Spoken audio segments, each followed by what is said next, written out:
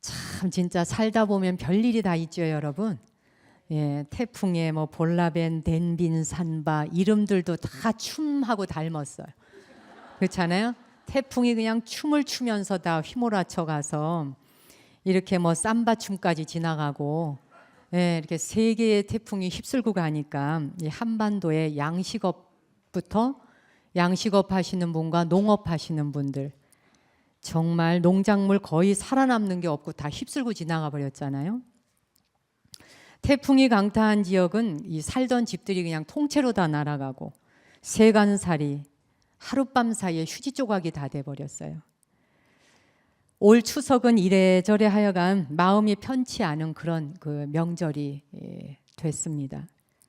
물가가 급상승하니까 이 차례상 차리는 것도 겁이 나시죠.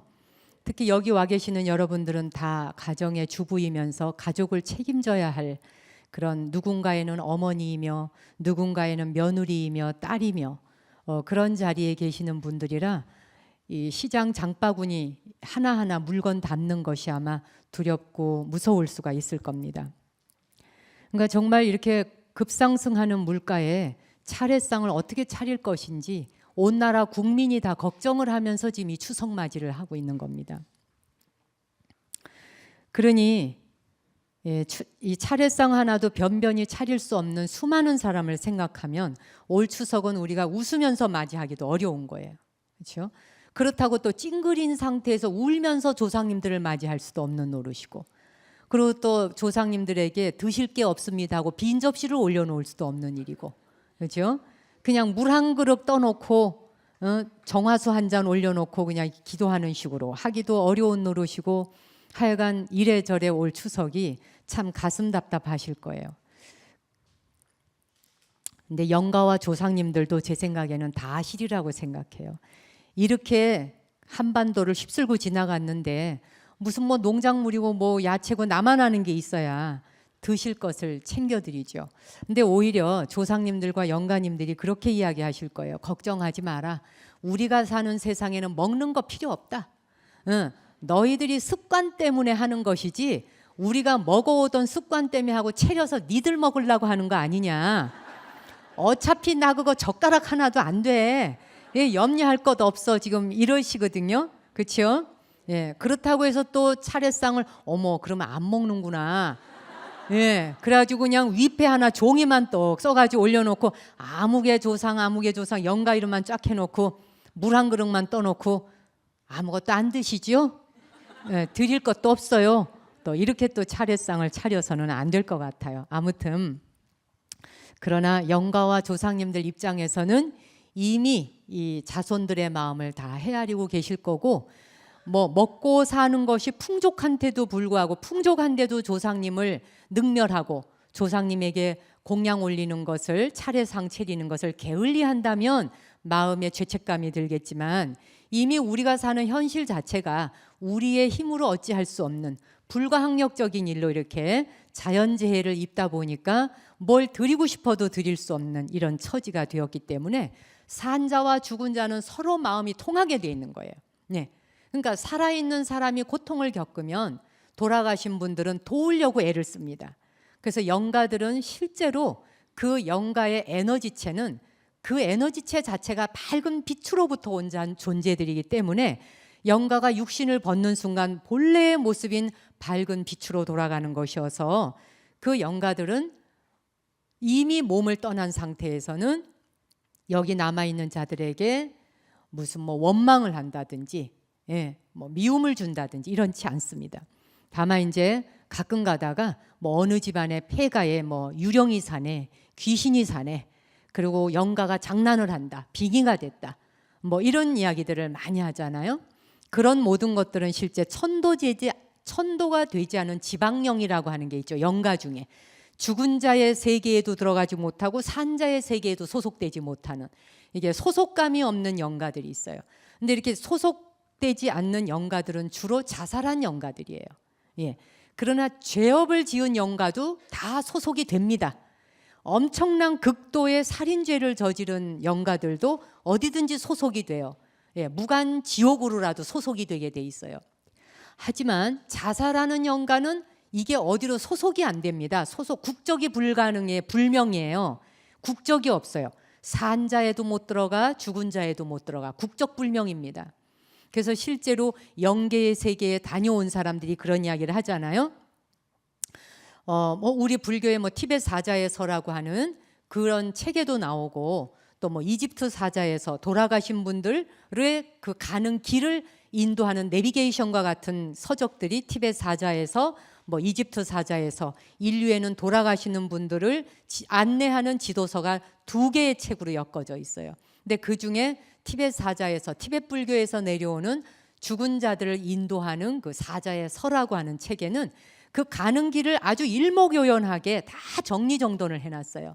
그래서 어떤 소리가 들릴 때는 어떻게 하거라, 무슨 환영이 보일 때는 어떻게 하거라, 무슨 모습이 나타나거들랑 어떻게 하거라, 아주 친절하게 하나하나를 다 이렇게 살펴서 말씀을 해놓으셨거든요.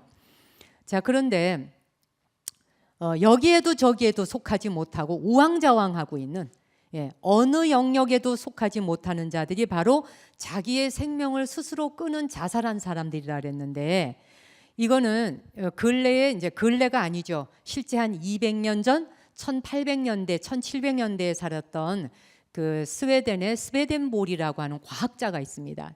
물론 천주교 그 기독교도이고 기독교 국가에서 태어난 분이니까. 근데 이분이 이제 과학자인데 이 사람이 57살이 되는 해에 갑자기 영계를 들락날락하는 일이 생겨요. 유체 이탈을 해서 죽은 영가의 세계를 자유자재로 드나들어서 심지어는 하루에 27번까지 갔다 와요. 그냥 부탁하는 사람이 너무 많아. 죽은 사람한테 가서 빚 좀 받아와라. 죽은 사람이 보석 어디다 놨다 드냐, 영수증 어디 있느냐, 모든 걸 다 물어보라 그래요. 그러면은 아주 어려운 형편에 처해 있는 사람을 도와주기 위해서 그 영계를 들락날락했던 것들이 있더라고요. 그래서 그 스웨덴볼이 학회가 있어요. 아예 그 스웨덴에는 보니까. 그래서 그가 쓴 책을 제가 어떤 장로님한테 이제 선물을 받아서 읽어보다 보니까 앞부분은 좀 그럴싸한데 뒤로 이제 중간 부분이 넘어가면서부터는 조금 내용이 부실해요. 그리고 불교적 관점에서 보자면은 조금 황당할 수도 있는. 그러니까 우리가 영계를 이야기할 때, 죽은 자의 세계와 산 자의 세계를 이야기할 때는 이번 생에 태어나서 사는 이 한 생만 가지고 이야기할 수 없어요.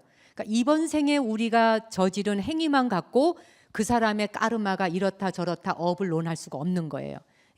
그러니까 전 생애를 관통해 봐야 되는 것이기 때문에 요번에 살아온 한 생애 동안 지은 선행과 악행만 갖고 그렇게 우리가 심판하듯이 말할 수가 없는 겁니다.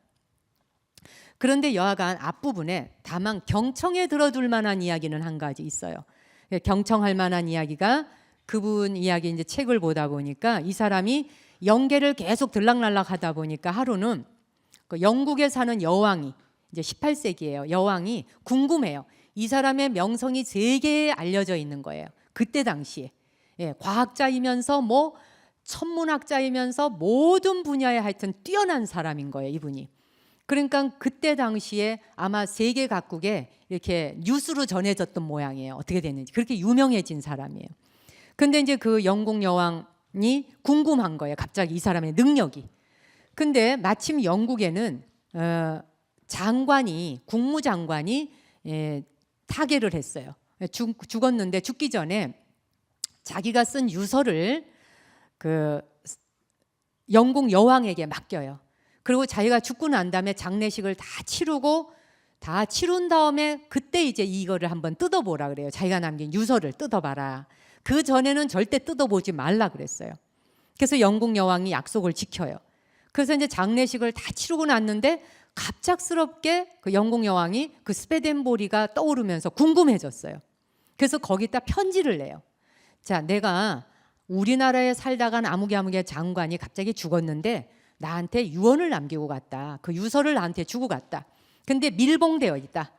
이걸 아직 뜯어보지 못했는데 이제 곧 뜯어보려고 그러는데 당신이 그가 어디에 가 있는지 가서 보고 네가 거기다가 무엇이라고 글을 썼는지를 먼저 보고 와서 얘기를 해달라. 이렇게 얘기를 합니다.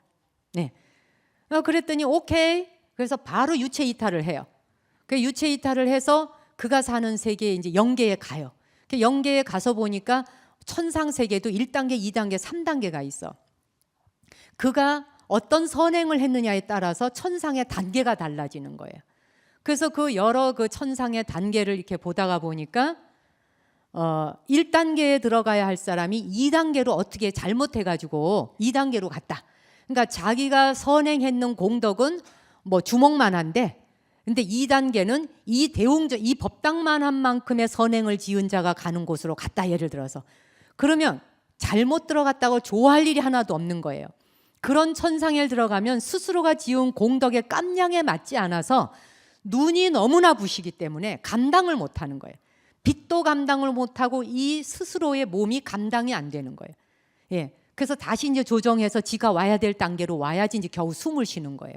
근데 하여간 이분이 그 천상으로 이제 가보니까 거기 어디 있었다 그래요. 그래서 이제 그 죽은 영혼을 만나요. 그래서 그 영혼을 만나서 당신이 거기에 유서로 쓴 내용이 무엇이냐를 묻습니다.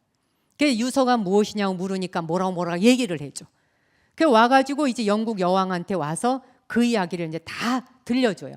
딱 이제 들려주는 게 아니라 영국 여왕한테 이제 갔어요. 그랬더니 그 모든 장관을 다 불러 모아가지고 이제 열 맞춰 앉혀놓고 다 있는 자리에서 공표를 하라 그래요. 그래서 이제 있는 자리에서 자기가 영계에서 듣고 온 말을 그대로 다 합니다. 그러고 난 뒤에 이제 뜯어요. 밀서를 뜯으니까 이 사람이 했는 말 그대로인 거예요. 그 안에 그대로 있는 거예요. 그러니까 이 사람이 틀림없이 영계를 오고 간다는 걸 이제 알게 된 거죠. 자, 그런데 또 한 번은 어떤 일이 있었냐면 스웨덴에 그 대사로 있던 분이 갑자기 돌아가시게 돼서 뭐 심장마비로 돌아가셨는지 어쩐지 하여튼 죽게 됐어요. 근데 이제 이 부인이 이제 미망인이 이제 다 장례식도 치르고 세월이 다 흐르고 이제 했는데 어느 날 갑자기 청구서가 하나 날아와요. 그 청구서가 날아오는데 당신 남편이 무슨 보석을 샀다 이거라. 그 보석을 샀는데 돈을 안 냈다는 거지. 그 돈을 내라고 하는 이제 이런 청구서가 날아온 거예요. 그런데 이 미망인은 보석을 본 적도 없고 남편에게 들어본 적도 없는 거예요. 이게 도대체 무슨 소린가? 예, 억울하게 이를 데가 없어요. 그래서 하여간 다 뒤져봅니다. 온 집안을 다 뒤져도 안 나와요. 그래서 이 미망인이 아주 사색이 다 됐어요. 그러다가 문득 이 과학자가 생각이 나요. 그래서 그 사람에게 편지를 씁니다. 나 좀 도와달라고. 내가 사실 이러이러한 일에 처해 있는데 내가 집을 다 판다고 해도 그거를 갚을 수가 없을 정도다. 그러니 이걸 어떻게 하면 좋겠느냐. 부디 당신이 영계에 가서 내 남편 좀 만나고 와라. 도대체 어디다 뒀냐. 물어만 봐라 이거예요. 그래서 그 편지를 받아보고 이 스웨덴보리가 도와주기로 생각을 해요. 그래서 실제로 앉아서 유체이탈해서 영계에 가요. 영계에 가서 그 남편을 만나고 옵니다. 만나고 와서 그 부인에게 편지를 보내요. 답을 듣고 온 대로. 침대 안에 수납장이 있답니다. 그 수납장을 열어보랍니다. 그랬더니 이 미망인이 너무 낙담을 하는 거예요. 이미 그 수납장도 다 열어본 거예요. 열어봤는데 없다는 거죠. 없다. 그랬더니 다시 한 번만 더 갔다 와라. 다시 갑니다. 다시 갔더니 이중문을 해놓은 거예요. 그 수납문을 열고 하나를 더 열어야지 된다. 당신 남편은 이중문을 했답니다. 이래가지고 그걸 열어보니까 그 안에 정말 그 보석이 들어있고 이미 다 값을 치른 영수증까지 있고 이제 살아난 거예요. 네, 이제 그런 일이 있었다 그래요. 그러니 우리가 뭐 살아있는 사람이나 죽은 사람의 세계나 뭐가 다를 게 있겠습니까? 그런데 여기에 있는 우리 모든 사람들이 그 영계를 자유롭게 출입할 수 없는, 예, 그러니까 영계를 들어가는 데는 비자 발급을 받아야 되는 거예요. 그죠? 그 영계에 들어가는 비자 발급은 딴 게 아니에요. 몸과 마음이 청정하면 되는 거예요. 그죠?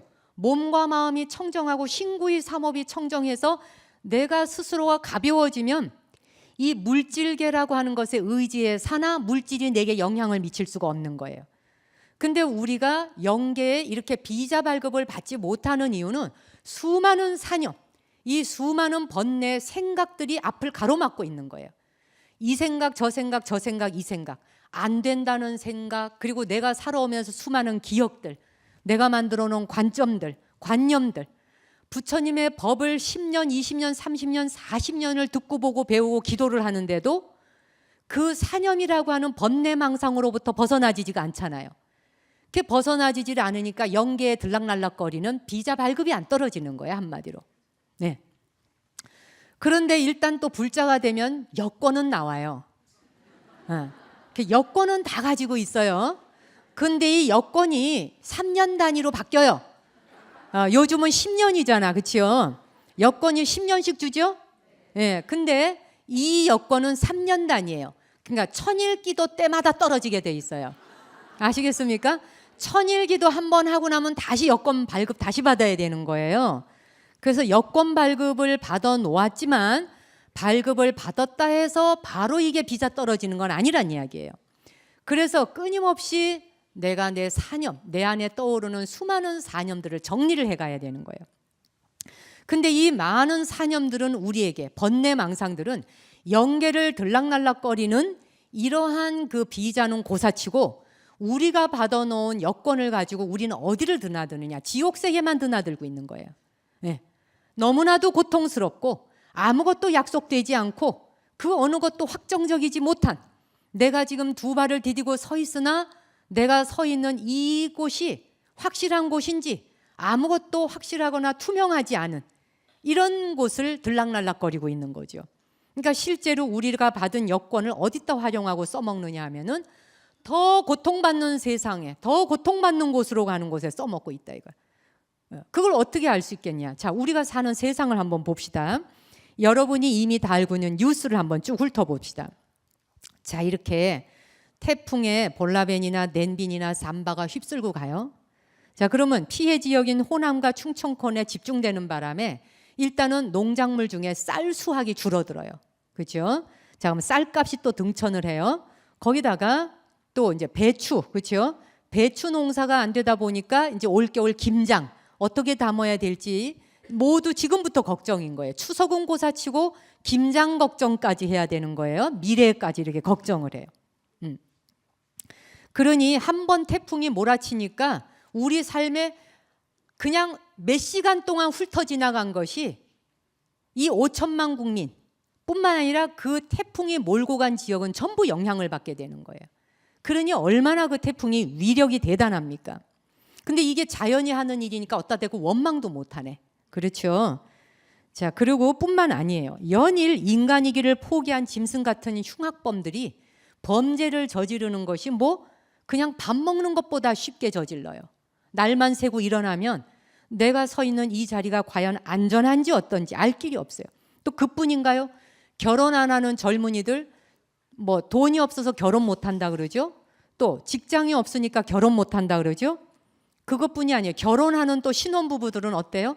결혼을 하려니 막대한 예물과 신혼 그 혼숙감을 장만하느라고 부모님들 돈까지 다 털어가지고 그 돈도 모자라면 은행 빚까지 내서 부모님들이 말년을 완전히 빚 갚다가 등골이 휘는 이런 식의 세월을 살아가야 되니 자식과 부모가 무엇을 도대체 교환하기 위해서 와 있는 것인지, 뭘 배우기 위해서 와 있는 것인지.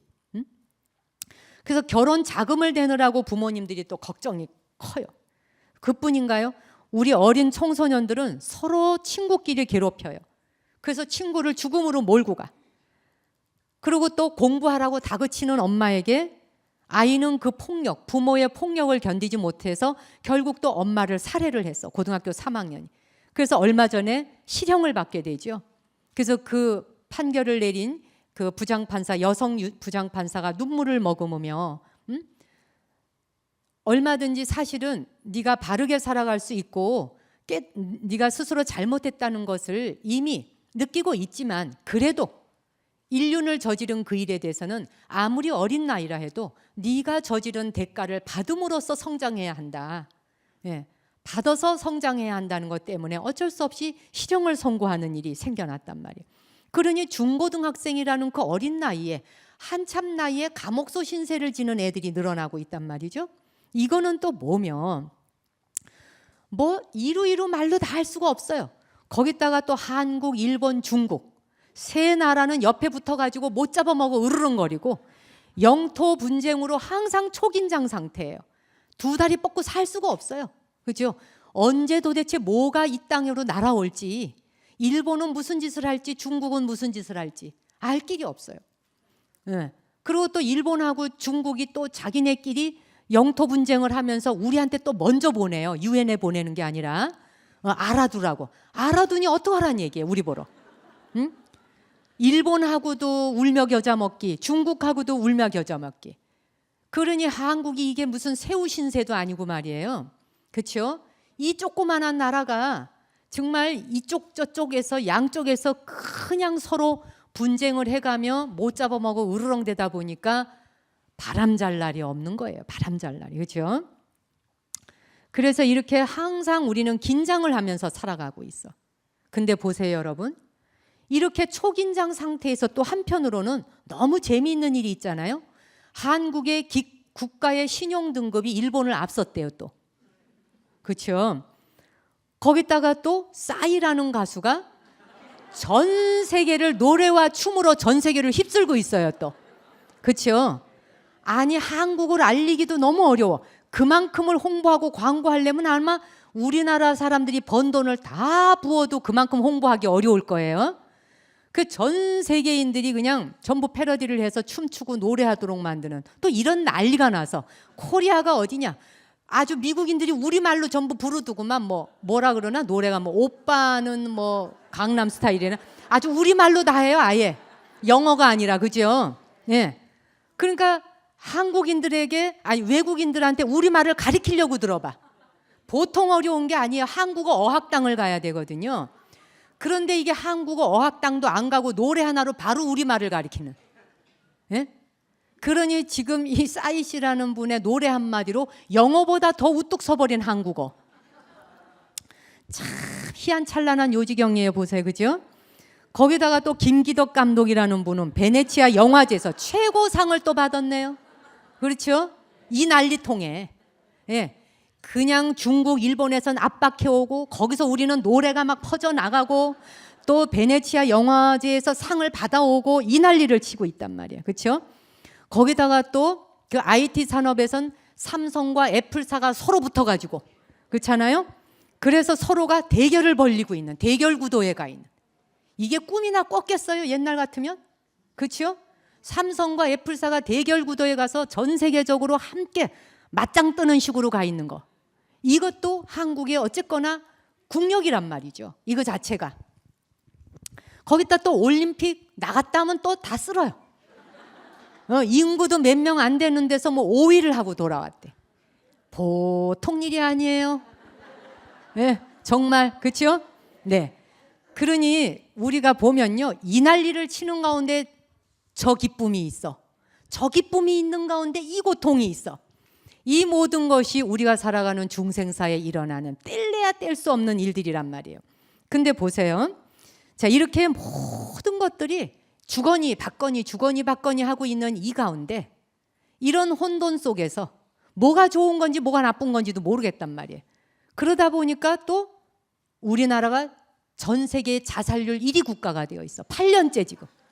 노인과 청소년이 살고 싶지 않은 나라. 그러니 그렇게 말춤을 추면서 세계에 퍼져나가고 있는데도 우리나라 국민은 신명이 안 나는 거예요, 지금. 남의 나라만 신바람이 났더라고 보니까. 그렇죠? 전부 다 그냥 춤을 추고 난리인데 우리나라 사람들은 전부 벙 떠가지고 어우, 저렇게 추는구나. 오빠는 강남 스타일 해가며 난리구나. 이제 이러고 있어요, 지금. 그러다가 보니까 정신도 못 차리고 있는데 또 추석이 왔다 이거야. 그러니 마음이 무거울 밖에. 그렇죠? 좋은 것도 나쁜 것도 동시에 같이 와버리니까 마음도 무거운 거예요. 자, 우리가 세상이 이렇게 거칠고 혼돈스러운 것은 우리가 현상을 거꾸로 잘못 알고 있기 때문에 일어나는 일이라는 거예요. 현상. 지금 내 눈에 보이는 바의 현상을 거꾸로 알고 있는 거라. 이게 전도몽상이에요, 바로. 그죠? 전도몽상으로 인해서 고통이 오고 있는 거란 말이지. 그러니까 우리가 세상을 잘못 이해하고서 세상이 우리를 속인다고 말한다라고 타고르가 말한 게 있죠. 유명한 말이죠. 우리 자신이 세상을 잘못 이해하고 있단 말이야. 세상이 돌아가는 우주의 원리를 잘못 이해해놓고 내가 잘못 이해한 거는 모르고 세상이 나를 배신한다. 세상이 나를 버렸다. 세상이 나를 상처를 준다라고 생각한다 이거예요. 근데 우리는 뒤집어진 생각, 이 전도되어진 거꾸러진 몽상, 전도되어진 생각으로서 우주를 접하고 세상을 접하기 때문에 그것으로 인해서 실제 우리가 사는 삶이 고통으로 다가오는 거예요. 고통 자체가 고통이 아니에요. 고통은 즐거움과 같은 단어로 고통일 뿐이에요. 근데 우리가 고통을 괴롭다라고 저항하기 때문에 고통이 괴롭게 다가오는 거예요. 고통은 그냥 고통이거든요. 그것을 불교에서는 이제 이 전도몽상을 상나가정 4가지로 표현을 했죠. 상나가정, 항상할 상자, 상전도라. 상이 뒤집어졌어. 항상하다고 생각하는 게 거꾸로 된 생각이라는 거예요. 우리가 살아가는 이 세상의 모든 현상은 무상한 거라는 거예요. 아무것도 항상한 것이 없어요. 영구불변이 없어요. 우리 육체도 그렇잖아요. 모든 세상에 존재하는 물질 우주, 그대도 나도 나머지 물질 우주도 모두가 다 무상해. 무상하다라고 하는 것은 슬프다는 게 아니에요. 무상이라는 말처럼 우리에게 축복이 없어요, 여러분. 무상은 어떤 축복이냐? 아무것도 고정된 실체가 없다는 것이거든. 변해가고 흘러간다는 것이거든. 이 변해가고 흘러가는 것이 우리에게 축복이란 말이에요. 내가 만약에 20살 그대로 있다고 생각해 보세요. 그리고 무상하지 않아. 그래서 그냥 20살에 멈추었어요. 이게 행복이고 축복이겠습니까? 이건 저주예요, 저주. 응? 남들은 다 변해가고 있는데 내가 20살로 있어봐. 맨날 애하고만 놀아야 돼, 내가. 응? 그렇죠? 그러니 나이 들어간다는 사실 자체는 축복이고, 이 물질 우주가 변화되어 가면서 해체되어 간다고 하는 것만큼 가장 최고의 축복이 없는 거예요. 그래서 불교에서는 죽음은 두렵고 무서운 게 아니에요. 죽음은 유학 가는 거라 그러거든. 어디로 유학 가느냐? 극락정토로 유학 가야 돼. 근데 지옥으로 유학 갈 사람도 있잖아. 그렇죠? 유학을 떠나야 된다며. 그 어느 스님이 그러시더라고. 정목 스님. 아미타경에 보면 말이지, 우리가 죽음이라고 하는 것은 정말 죽음이 두렵고 무서운 게 아니단 말이야. 이게 유학을 가는 것인데 무슨 유학을 가느냐? 우리가 저기 강원도 산간 오지에 살다가 서울로 한번 유학 와봐요. 뗏물 확 벗어요. 그렇죠? 그러다가 서울에 살다 미국으로 한번 유학 가봐. 더 뗏물이 확 벗어가지고 와요. 그렇죠? 아주 의식이 글로벌화돼 가지고 온단 말이에요.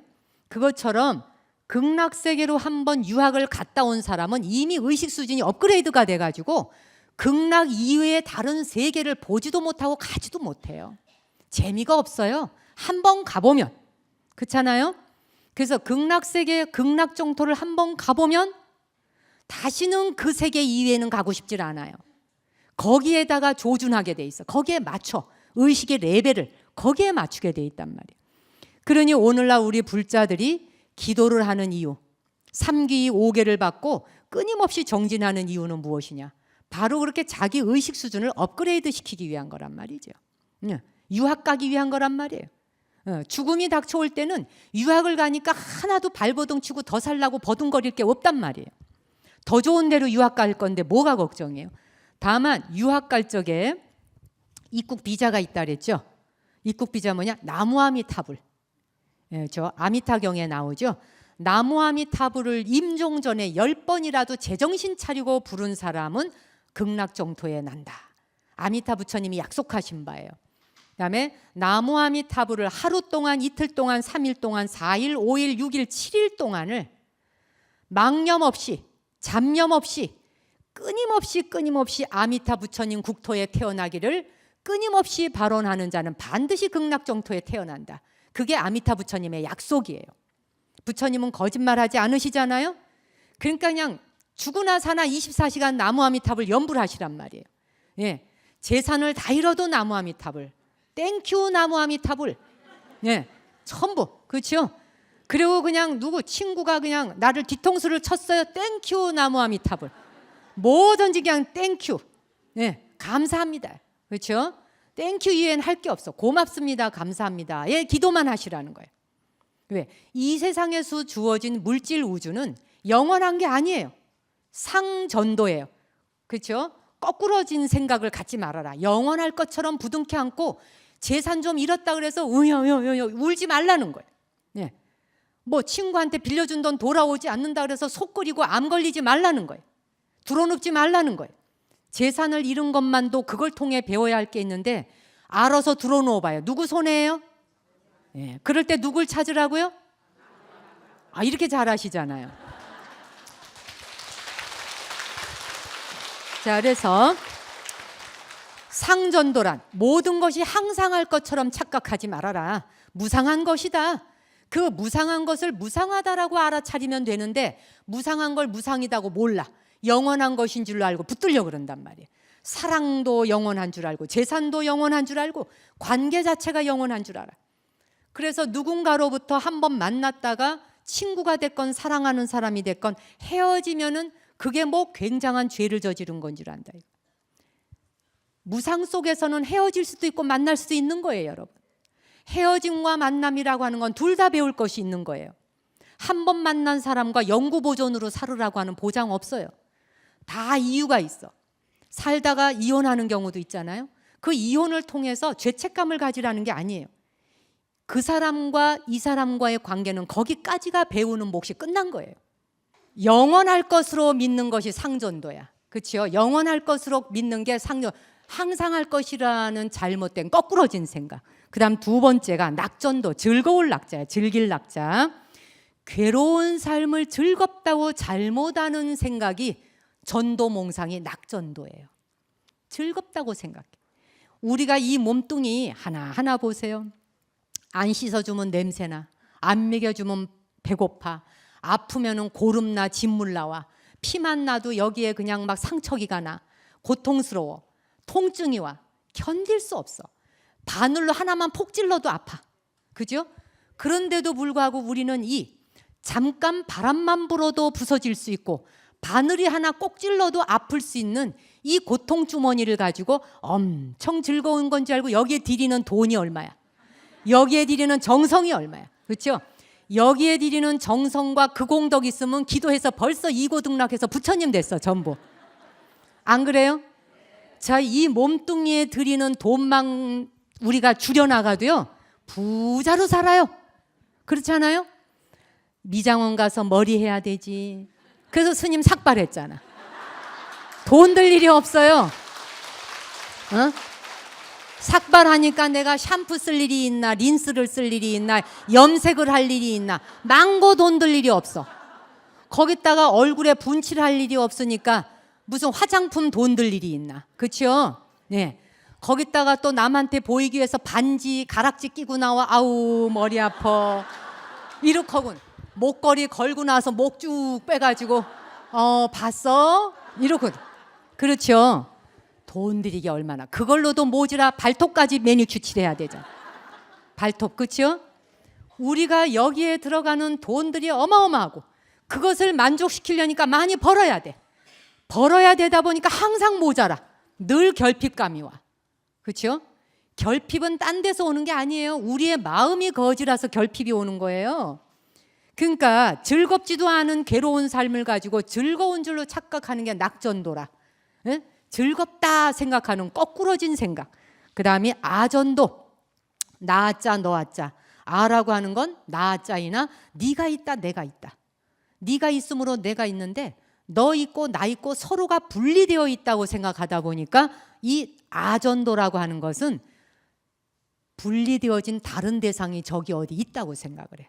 그래서 저 사람이 하는 행동거지가 다 못마땅해. 불평불만이에요. 모자라는 거 천지예요. 마음에 들지 않는 게 많아요. 그러면 결혼하기 전에 알아봤어야지. 그렇잖아요.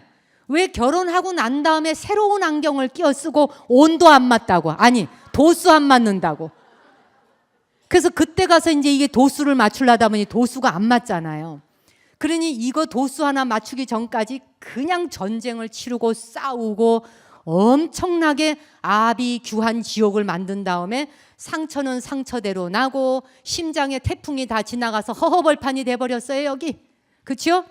허허벌판이 되고 난 다음에 참 사는 게 고구나. 그렇게 즐겁다며.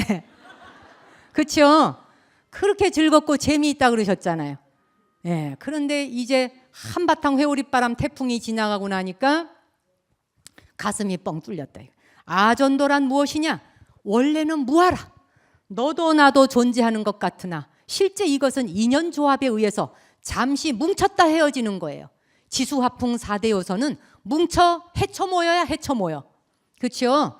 헤쳤다가 뭉쳤다가 인연법에 의해서 선한 결과, 악한 결과에 뭉치고 헤어진단 말이에요.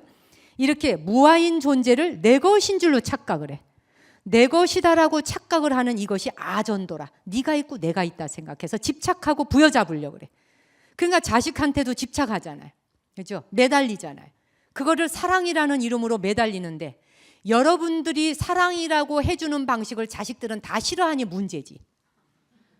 그렇잖아요? 자식들은 그게 피곤하다 그러잖아요. 무아인 존재를 있는 것이냐, 내가 있다, 네가 있다, 있다라고 착각하는 게 아전도라. 거꾸러진 생각이에요. 그 다음에 정전도, 맑을 정자예요. 정전도는 부정한 것을, 더럽고 부정한 것을 깨끗하다 생각하는 거. 우리가 몸뚱이 목욕해주고 막 바르고 향기나게 하고 나옵니다. 그러나 이 안에 뭐가 들어앉아 있어? 위장에 뭐 들어앉아 있어? 위장에 있는 음식을 사진 찍어서 내놓으면 못 쳐다봐. 지 몸뚱이에 들어있는 건데도. 그렇잖아요? 이게 몸 안에 들어있을 땐 괜찮은데 몸 밖으로 나오면 다 더러워. 눈도, 눈물도 눈 안에 있을 땐 괜찮은데 질질 흐르면 치접어. 코도 코 안에 있을 땐 괜찮은데 코가 질질 나와. 어떻게? 추접다 그러죠? 예. 더럽다는 말보다 조금 정감 있으라고 쓴 말이에요, 내가. 예. 입에서 침도 입 안에 있으면 괜찮아요. 그렇죠? 약이 돼요. 근데 자면서 질질 흘려봐. 어떻게 돼요? 못 봐줍니다, 이거. 팔푼이 따로 없죠? 그렇지 않아요? 땀도 몸속에 있을 적엔 그냥 괜찮은갑다는데 질질 나와봐. 줄줄 흘러봐. 참 말도 못하죠. 끈적거리고. 이렇게 정전도, 부정한 것을 깨끗하다라고 잘못하는 거꾸러진 생각이 정전도. 이 네 가지의 상락아정이라고 하는 것이 우리가 잘못 알고 있는 거라는 거예요. 거꾸로 알고 있다는 거예요. 이 거꾸로 아는 곳에서 고통이 온다는 거예요. 그것으로 인해서 우리가 윤회하게 되고 그것으로 인해서 우리가 사는 세상이 지옥도 됐다가 또 정토도 됐다가 이럴 수 있단 말이에요. 내가 거꾸러져서 잘못 알게 된 것을 통해 그러면 세상을 살 가치가 없단 말이냐? 그런 말이 아니에요. 행복이라고 하는 것은 외부 조건에만 있는 게 아니라는 거예요. 중요한 것은 어떤 고통스러운 순간, 어떤 힘든 순간이 와도 내가 내 마음 안에 평화를 유지할 수 있다면, 그렇죠? 평화를 유지하고 뿐만 아니라 고요함을 맛볼 수 있다면 세상 바깥에서 어떤 태풍이 온다고 해도 상락아정이 다 거꾸러진다 해도 내 안에 있는 불심이 올곧다면, 그렇죠? 거꾸러지지 않는다면, 전도몽상하지 않는다면 그 무엇에도 유혹받을 것이 없겠죠. 그럴 적에 사람이 굳건해지죠. 믿음이 굳건해져. 신앙이 굳건해져. 그리고 부처님의 말씀이 진실법어로 들려오는 거예요. 그러나 내가 이 상락아정을 잘못 알고 있을 때는 부처님 법을 아무리 들어도 이 귀로 듣고 이 귀로 나가버리는 거예요. 예. 그리고 부처님 법문을 아무리 배워도 또 기도를 아무리 해도 기도를 통해서 성장이 되지 않는 거예요. 우리가 지금 살고 있는 이 세상에는 수많은 고통과 사건들이 일어나고 있어요. 지구가 온통 몸살을 치르고 있죠. 그런데 이 지구가 몸살을 치르고 있는 이것은 다른 게 아니에요. 지구가 치르고 있는 몸살은 업그레이드 되기 위해서, 지구가 상승하기 위해서 몸살한다 그랬어요. 한국과학기술원에서, 한국과학연구원에서 내놓은 자료를 제가 읽어보니까 이 지구에 지금 일어나고 있는 이 수많은 일들은 말하자면은 걸러내는 작업을 하고 있구나. 무엇을 걸러내는가? 부정적인 생각과 부정적인 모든 것들을 걸러내는 작업을 하고 있는 중이에요. 그래서 많은 사람들의 마음에 들어있는, 시민 속에 각인되어 있는 그러한 부정적인 것도 태풍으로 몰아내고 지진으로 몰아내고, 그렇죠? 그리고 우리가 발디디고 살고 있는 세상도 전부 다 폭발을 해서 한 번 다시 뒤집기를 하는 거예요. 바다의 해일과 쓰나미와 모든 것들이 다 한 번씩 뒤집어지잖아요. 이 뒤집어지는 현상을 통해서 생명들이 죽고 살고 지금 난립니다. 자판을 새로 짜고 있는 중이에요, 지금. 그래서 이 지구가 가고 있는 길을 보자. 우리 눈앞에 일어나고 있는 현상들, 여러분이 접하는 뉴스와 기사들을 매일 아침에 볼 때 한숨만 들이쉬고 낼 것이 아니라 인류가 걸어온 역사를 통해 지금 내 귀에 들어오고 내 눈에 들어오는 뉴스거리를 다시 재조명해 보라는 거예요. 그럴 때 인류는 어떤 길을 걸어왔는가? 지금과 똑같은 혹독한 시련을 그 시절에도 다 겪어왔어요. 뭐 몇천 년 전에도 다 겪어왔어요. 토막살인 이미 부처님 당시 때에도 있었더라고요. 신라 시대에도 있었고 고려 시대에도 있었어요. 예, 지금 사람 죽이는 방법이 어제 오늘 배운 게 아니에요. 난데없이 튀어나온 게 아니고 인류가 해왔던 것을 반복하고 있는 거예요. 반복. 이게 까르마예요. 업에 의해서 해왔던 것을 계속 반복하고 있는 거지 새삼스러운 게 하나도 없더라고요. 그러면 이건 지금 무엇 때문에 이런 일을 겪고 있는가? 이제 지구 바깥에서, 그 다음에 내 마음 안에 우주 안에서, 내 안과 밖에서 소용돌이가 일어나면서 대혼란과 대격변을 겪고 있어요. 이 모든 대격변은 무엇을 말하는가? 우리를 무참하게 잘못 사는 길로 이끌어가기 위한 게 아니라 다시 자판을 새로 짜기 위해서예요. 다시 짜는 거예요. 예. 그건 왜 그럴까? 우주의 법칙대로 살아오지 않은 것에 대해서 우주의 법칙대로 사는 것이 무엇인가를 다시 눈 뜨고 보라는 거예요. 불자들의 경우는 부처님이 일러주신 매뉴얼대로 살면 되는 거예요. 부처님이 일러주신 매뉴얼이 뭐예요? 불자라면 삼귀를 가슴에 지니고 그것이 최고의 재산인 것을 잃지 마라. 삼귀를 가슴에 지니면 더 이상 부러울 것이 없는 재산이다. 그 재산을 가슴에 간직하고 그리고 5가지의 계율을 지키는 5계를 지켜나감으로써 삶의 질서와 도덕적 윤리적 가치관을 상승시켜라. 뿐만 아니라 살아가는 가치 기준, 그 가치의 기준은 팔정도법에 의해서 살아가거라. 이게 부처님의 매뉴얼이거든. 그런데 매뉴얼대로 읽어보질 않아요. 아무리 스님들이 이야기해도 듣지도 않아요. 무슨 식이냐? 나는 기계 못 만져. 이러면 끝이야 그냥. 그렇죠? 자, 폰을 하나 샀어요. 폰을 샀으면 TV를 사거나 기계를 샀으면 매뉴얼을 읽어봐야 될 거 아니에요? 지금 여기 앞에 이 촬영하고 있는 촬영 기사가 있네요. 저 PD가 있어요. 저분들이 저 기계를 처음 샀을 때 저 기계를 사자마자 바로 척척척척 만질 수 있는 게 아니에요. 그 기계를 만지는 순간 어떻게 작동해야 되는지의 매뉴얼을 다 봐야 됩니다. 순서 잘못 끼우면 안 되죠. 똑같아요. 우리가 살아가는 삶의 방식도 부처님이 일러주신 매뉴얼대로 살아가라는 거예요. 근데 우리는 그거를 무시하잖아요. 그러고는 법문 듣는 것만 좋아해. 그래서 귀만 전부 극락에 가 있는 거야. 귀만 똑 떨어져가지고.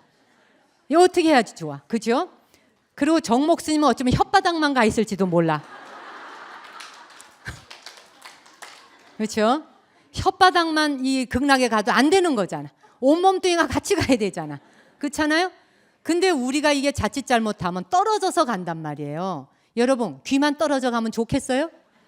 그렇죠? 또 봉사한다고 팔만 떨어져 가면 되겠어요? 안 되겠죠? 자, 우리가 법문 듣는단답시고 듣는데 변화가 없어. 달라진 게 없다. 스스로 달라진 것이 없다면 이거는 깊이 고민해 봐야 한다. 우리 인간이 어떤 줄 아세요? 자, 절에 가서 100일 기도를 열심히 했습니다. 100일 기도를 열심히 해서 얼굴에 이제 빛깔이 환해졌어요.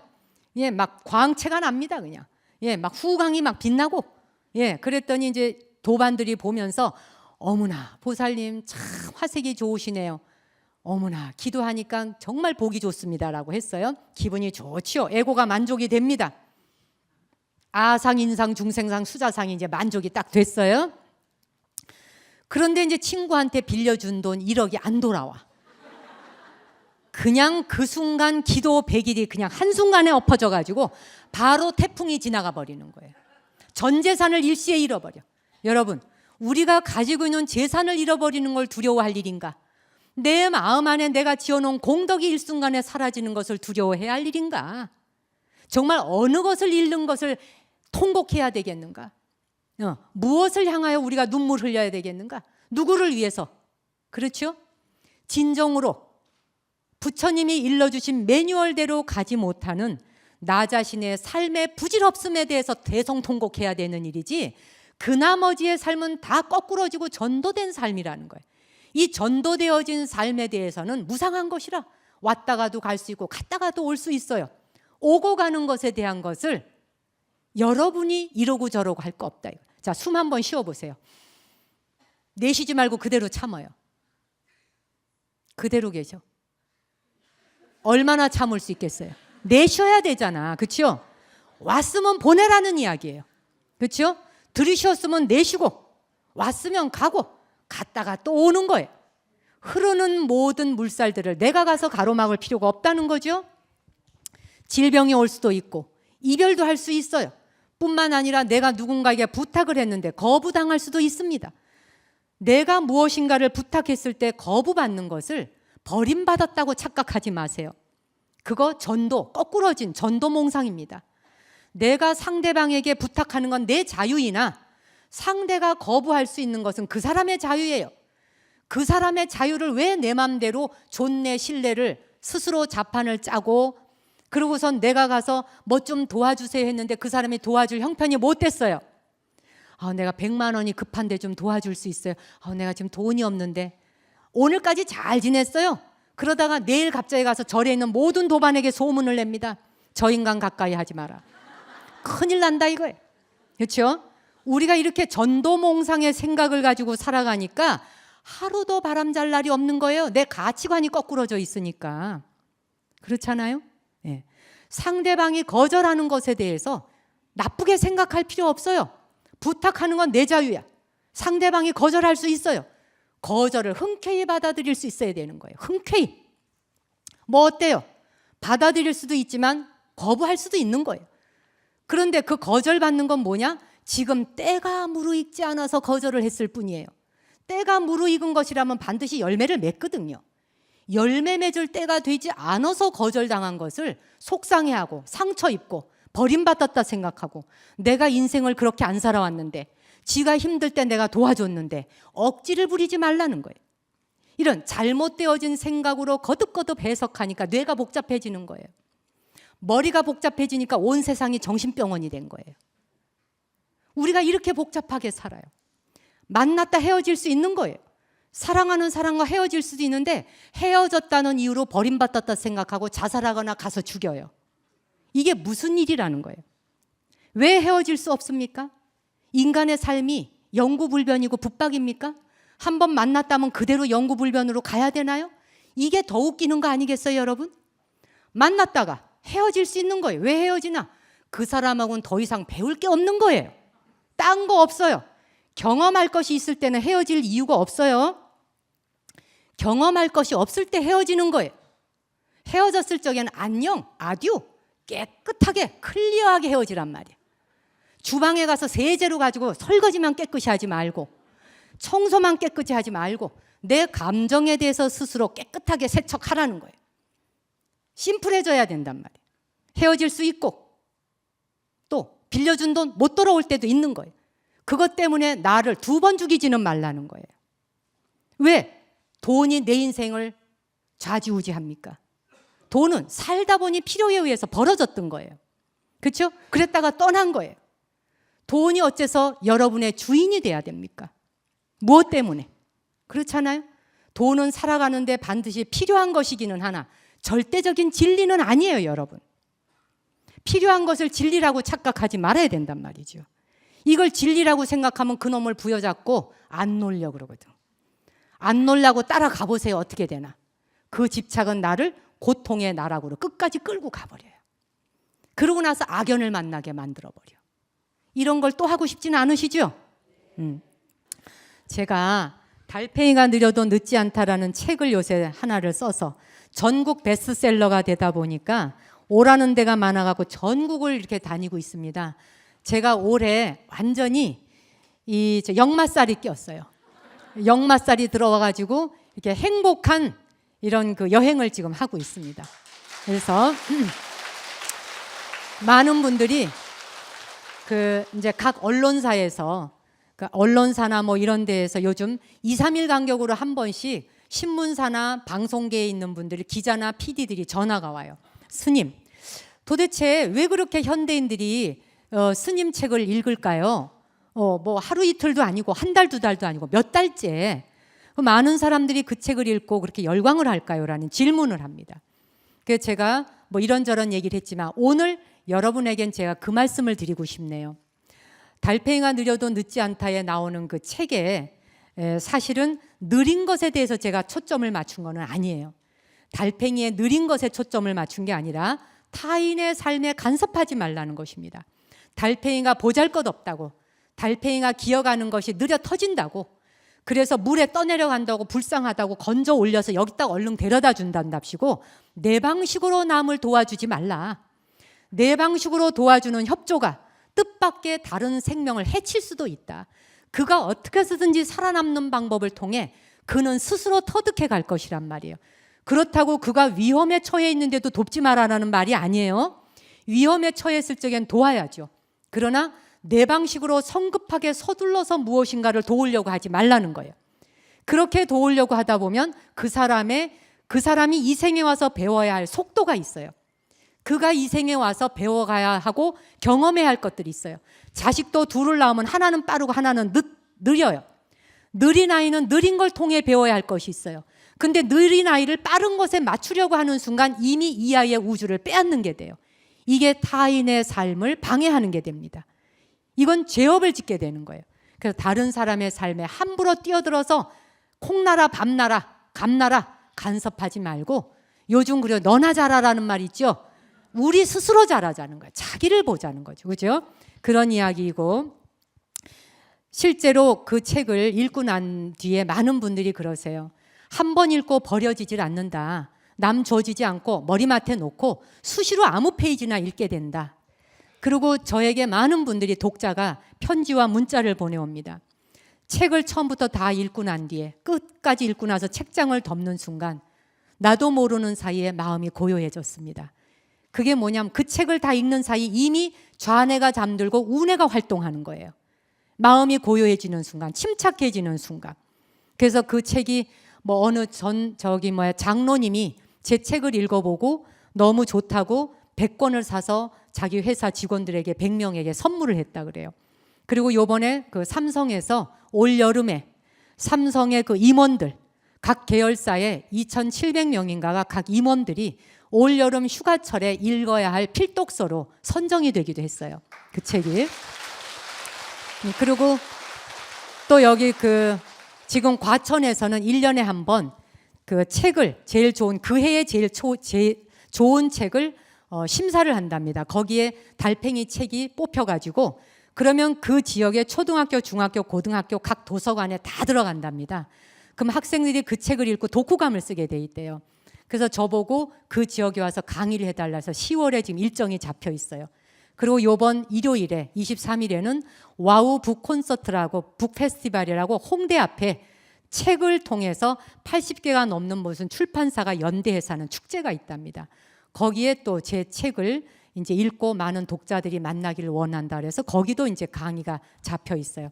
그리고 국립중앙박물관에서는 국제 회의장을 결혼하는 신혼 부부에게 6만 원에 그 회의장을 빌려주는데, 거기에는 그 국제 회의장을 빌리는 그 심사 기준이 하나예요. 부부 될 사람이 책을 좋아하고 책을 읽는 사람이면 돼요. 그리고 그 주례사가 신부에게 책을 선물을 하더군요. 그래서 요번에 여름 동안에 거기에서 결혼한 모든 신혼부부들에게 달팽이 책이 신부에게 전부 선물로 전달이 됐다 그래요. 그래서 제가 이 책을 이렇게 방송한 내용과 트위터에 올린 글들을 엮어서 하나하나 쓸 때, 제가 사실 방송할 때에도 매일 음악을 선곡하고 그 음악 한 곡 한 곡을 들려드릴 때 항상 기도한다 그랬죠. 부처님, 이 음악을 먼저 들어보시고 이 음악을 듣게 되실 수많은 사람들이 이 음악을 듣고 모두가 고통과 상처에서 벗어나 행복하기를 바라옵니다. 이렇게 기도를 올리고 부처님께 먼저 들어보시게 하고 제가 방송 튼다 그랬죠. 지금도 제가 방송할 때 기도하는 마음으로 마이크 앞에 항상 앉습니다. 그때나 지금이나 방송 시작을 제가 22년 전에 했는데 그때부터 지금까지 제 마음이 그대로 이어지고 있어요. 아마도 나의 그런 기도 원력이 많은 사람들의 가슴에 닿지 않았겠는가. 그래서 달팽이 책도, 어쩌면 제가 쓴 책의 그 달팽이 책도 그런 기도의 마음들이 담겨 있어요. 제가 살아온 37년의 출가의 길에서 지금 50이 넘었지만 출가한 지 이제 38년째 되면서 저는 사실 20대와 30대를 산 사람보다 죽은 사람을 더 많이 만났습니다. 늘상 영안실에 불려다니고 어떨 때는 영안실에 돌아가신 분을 3분 이상씩 뵈러 다녀야 할 정도로 제 20대와 30대 젊은 청년 시절이 돌아가신 분을 보내드리는 일로서 제 젊은 날을 보냈었습니다. 그런 것들이 제 책 속에 다 녹아 있는 거예요. 하나하나가. 그냥 쓰여진 게 아니라. 그래서 저는 이 책을 통해서 이익금이 조금이라도 생겨진다면 그걸로 청소년들이 제 목소리로 담은 명상 CD를 좀 만들어 달라는 중학교, 고등학교 선생님들의 요청이 전국에서 있습니다. 제가 그래서 명상 CD를 내년쯤 제작할까 하고 또 서울대학교 병원의 신경정신과 의사 선생님들이 환자들에게 교육하고 난 다음에 제가 만든 현재 마음공부 명상 CD로 그 마무리를 한답니다. 그래서 제 목소리로 담은 환자들을 위한 명상 CD를 좀 만들어 달라. 감사의 명상 이런 거. 그래서 그것도 이제 제작할 생각이고 또 교도소에서는 교도소대로 군인들은 군인들대로 이렇게 각 처에서 또 남자들이 저희 중소기업을 운영하다가 신용불량자가 돼서 완전히 인생이 망가져서 자살을 시도했던 분들 수천 명이 지금 죽도에서 교육을 받는 분들이 있더라고요. 그분들을 위한 다시 재기할 수 있는 명상 CD를 좀 제작해달라.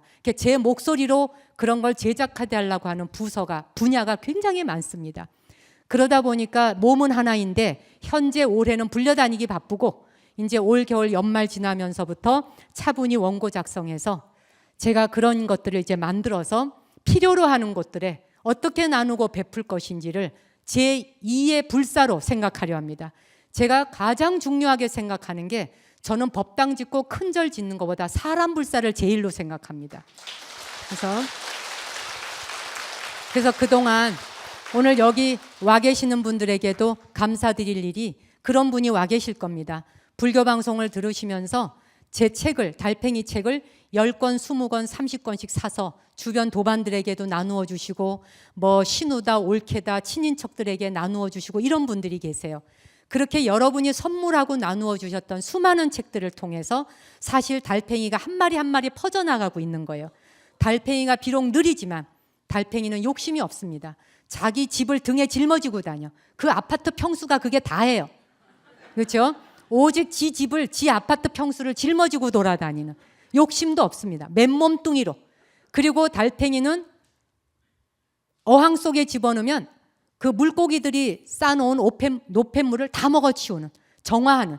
그래서 그 정화의 능력이 굉장히 있고요. 번식력도 굉장히 강하다 그래요. 근데 아무튼 달팽이를 보잘것없다 생각지 말고 우리 마음에 나 스스로 못났다 생각하는 마음에 격려와 용기를 주면서 달팽이의 한 걸음 한 걸음을 인정하고 그렇게 정진하고 수행해 가면서 여러분의 삶이 여러분의 마음 안에서 불국정토가 이루어질 수 있기를 기원합니다. 고맙습니다.